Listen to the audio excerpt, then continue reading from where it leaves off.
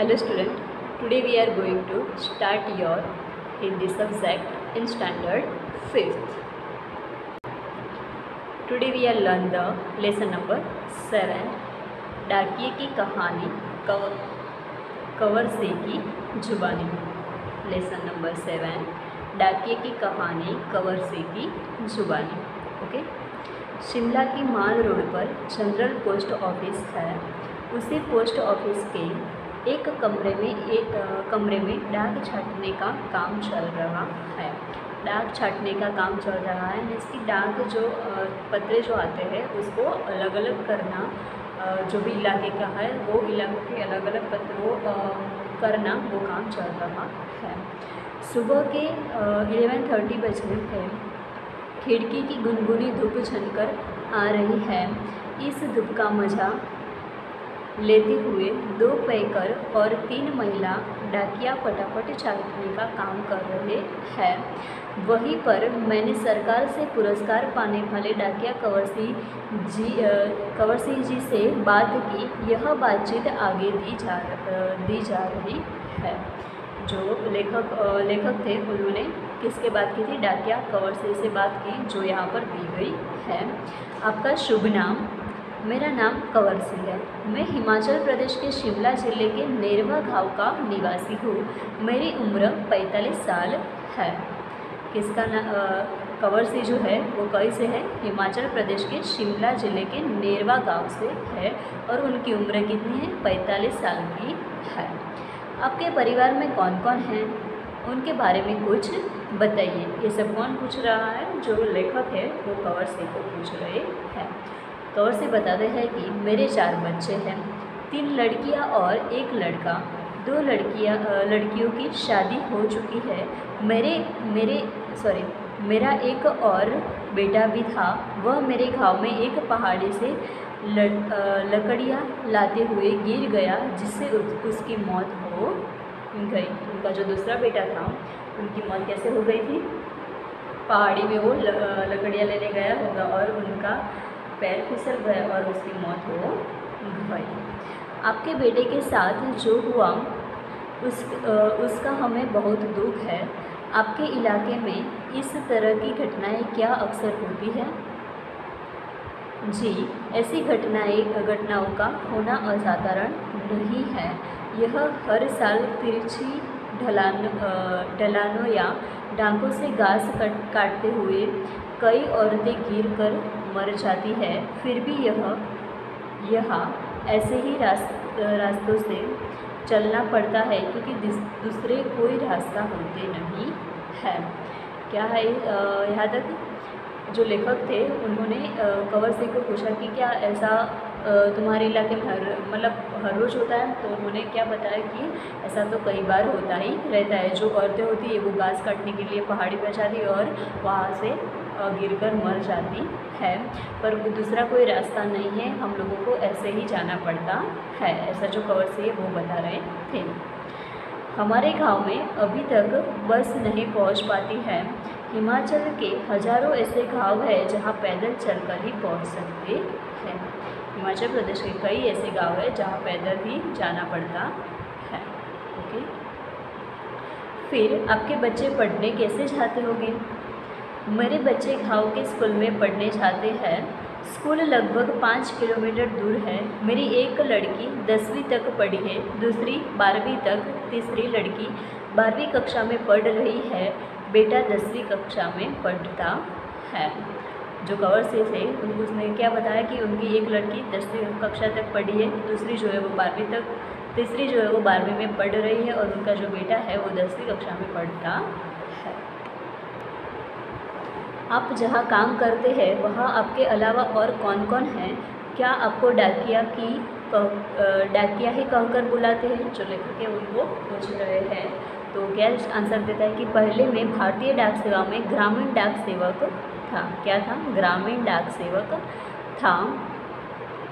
अब मैं पैकर बन गया हूँ, पर हूँ वही नीली वर्दी वाला डाक सेवक। ओके। डाक सेवक को करना क्या क्या होता है? मुझे बहुत कुछ करना होता है। चिट्ठियाँ रजिस्ट्री पत्र, पार्सल, बिल, बूढ़े लोगों की पेंशन आदि छोड़ने गाँव-गाँव जाता हो। ये कौन बोल रहा है? जो कवर से है वो बता रहे हैं। क्या यह सब अभी भी करना पड़ता है? क्योंकि अब तो सूचना और संदेश देने के बहुत से नए तरीके आ गए हैं।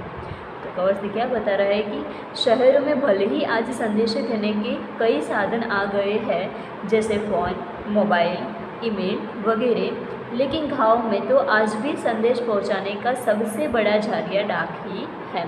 शहरों में अलग अलग तरीके से संदेश पहुंच सकता है, पर गांव में तो डाकिया से ही संदेश पहुंचता है।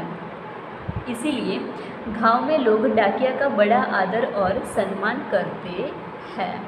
अपनी चिट्ठी आदि पाने के लिए डाकिया का इंतज़ार करते हैं। ओके, हमने सुना है कि हमारी डाक सेवा दुनिया की सबसे बड़ी डाक सेवा है। यह भला कैसे? तो वो बता रहे हैं कि सुना तो अपने बिल्कुल ठीक है। हमारे देश के डाक सेवा आज भी दुनिया की सबसे बड़ी डाक सेवा है और सबसे सस्ती भी है। सबसे अच्छी तो है, पर सबसे सस्ती भी डाक सेवा है। केवल 5 रुपये में देश के किसी भी कोने में हम चिट्ठी भेज सकते हैं। कितने रुपये में? सिर्फ 5 रुपये में देश के कोई भी कोने में हम चिट्ठी भेज सकते हैं। पोस्ट कार्ड तो केवल 50 पैसे का ही है, यानी 50 पैसे में भी हम देश के हर कोने में अपना संदेश भेज सकते हैं। ओके, आपको अपनी नौकरी में मज़ा तो बहुत आता होगा। मुझे अपनी नौकरी बहुत अच्छी लगती है। जब मैं दूर नौकरी करने वाले सिपाही का मनी ऑर्डर लेकर उसके घर पहुंचता हूं तो उसके बूढ़े माँ बाप का खुशी भरा चेहरा देखता ही बनता है।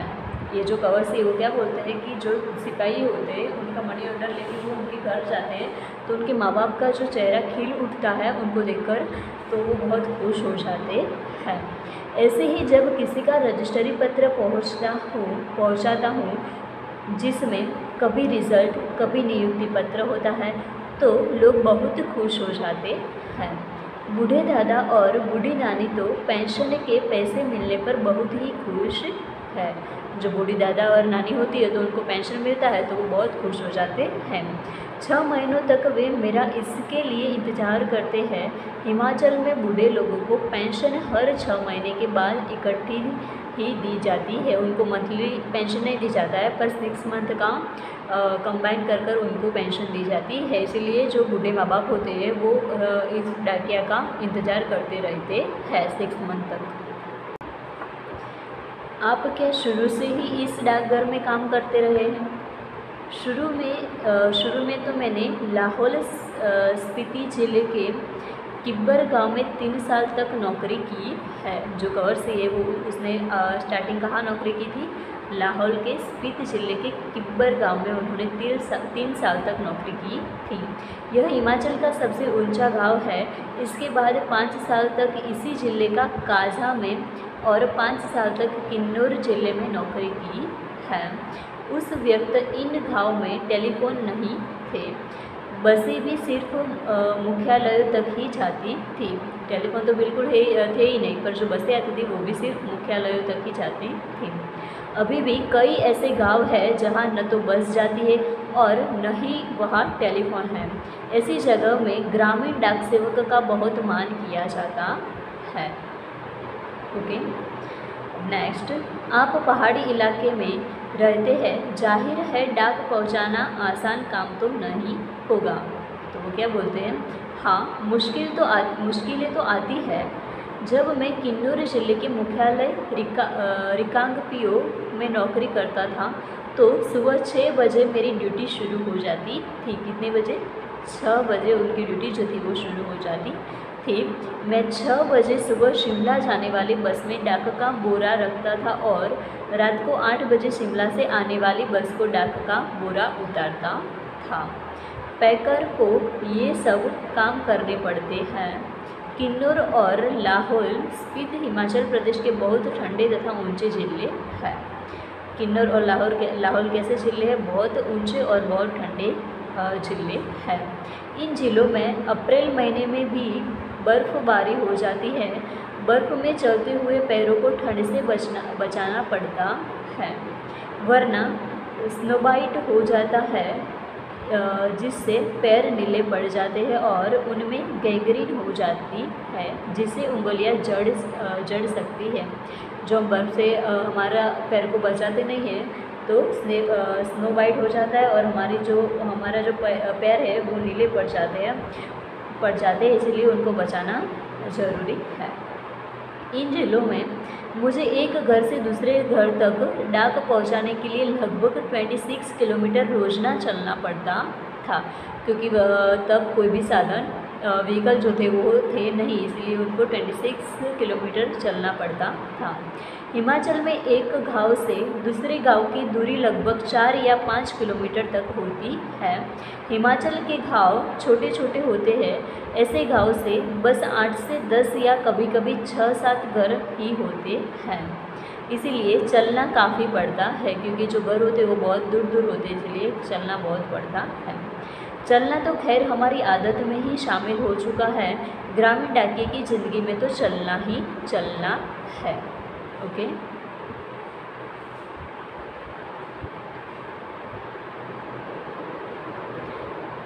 अब आपने बताया था कि पहले आप डाक सेवक थे, अब पैकर है। इसके आगे भी कोई प्रमोशन है क्या? जो लेखक थे वो कंवर से को पूछ रहे हैं, तो कंवर से बता रहे हैं कि पैकर के बाद डाकिया बन सकते हैं, बस एक इम्तहान पास करना पड़ता है। इम्तहान मीन्स एग्ज़ाम पास करनी पड़ती है। अभी तो काम के हिसाब से हमारा वेतन काफ़ी कम रहता है, क्योंकि उनको काम बहुत ज़्यादा होता है और उनका जो वेतन होता है वो बहुत कम देते हैं। सारा दिन कुर्सी पर बैठकर काम करने वाले बाबू का वेतन कहीं ज़्यादा होता है। ये लोग पूरे दिन घूमते रहते हैं, फिर भी इनका वेतन जो है वो बहुत कम है। पर कुर्सी पर बैठे रहने वाले लोगों का जो वेतन होता है वो बहुत ज़्यादा होता है। पैकर का वेतन बाबू के जितना ही होता है। अब तो डाकिये की नौकरी में लगना भी बहुत मुश्किल हो चुका है। हम में से जितने डाकिये रिटायर हो चुके हैं, उनकी जगह नए डाकियों को नहीं रखा जा रहा है। इससे पुराने डाकियों पर काम का बोझ दिन प्रतिदिन बढ़ता जा ही रहा है। न जाने आने वाला समय कैसा होगा। जो कंवर से वो क्या बोल रहे हैं कि जो भी रिटायर होता है उनकी जगह कोई दूसरे डाकियों को वो लेते नहीं है, इसीलिए जो हर रोज़ काम करते हैं, जो रिटायर नहीं हुए, उनको काम का बोझ बहुत बढ़ जाता है। काम के दौरान कभी कोई बहुत ख़ास बात हुई हो? एक घटना आपको सुनाता हूँ। मेरा तबादला शिमला के जनरल पोस्ट ऑफिस में हो गया था, जहाँ मुझे रात